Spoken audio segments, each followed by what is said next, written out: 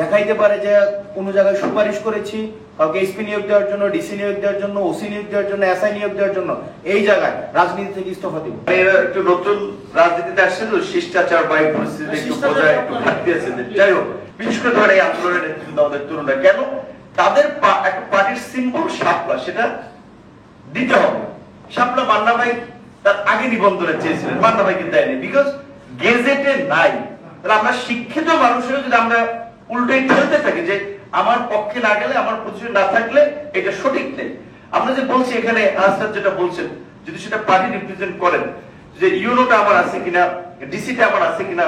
মান্না ভাইয়ের সুপারিশে কেউ ডিসি হয় নাই, বিপিনুরের সুপারিশে কেউ ডিসি হয় নাই, এসপি হয় নাই, ইউনো হয় নাই, কিন্তু হাসনাতদের সুপারিশে ডিসি হয়েছে, ইউনো হয়েছে।